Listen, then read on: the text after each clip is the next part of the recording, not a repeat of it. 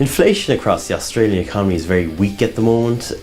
The figures out just earlier from the ABS show that the rate of inflation in Australia was just 1.8% during the year to December last. That's actually slightly weaker than had been the case in the previous quarter. So we're seeing very weak inflation across the economy. There's a few reasons for that. First of all, wage inflation, in other words the amount by which people's earnings is increasing, has been weak for some time, and in that kind of situation demand across the economy tends to be a little weaker, and it tends to take the pressure off the price level in the economy generally. The question is, what happens interest rates in this context?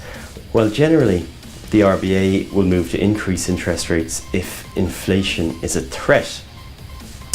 But today's figures show that that's not the case. Inflation isn't a threat at all and hasn't been for some time. At the same time, we've got the economy growing a little bit slower than will be desirable. The economy is growing at below the crucial 3% threshold. At the same time as well, we have house prices falling in a number of key markets, including Sydney and Melbourne. So it's far more likely at this stage that the next move from the RBA in terms of interest rates will actually be a move downwards rather than a move upwards, because, as I say, there is no inflationary pressure to be killed off just at the moment, and that would obviate the need for any increase in interest rates from the RBA.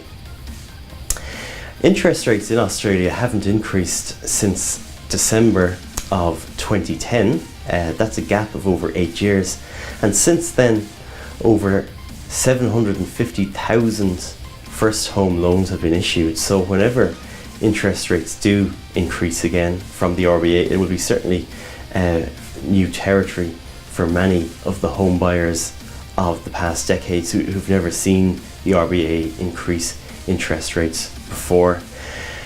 Another interesting figure today related to rental price growth in Australia. Rental prices increased by just 0.5% over the year to December last. That's the weakest pace of rental price inflation since 1993. That's a gap of 25 years.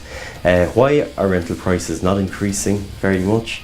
Well, it ties in actually again with interest rates. When interest rates are stable and when interest rates are low, the pressure to put rents up is much less intense, and rental prices tend to be weaker in that sort of situation. The other very important point to make is that over the past 5 years in particular, a very large number of new home building has taken place. Much of that has been apartments, and a good chunk of that has ended up on the rental market, and that has had a soothing effect on the rental market in terms of price pressures.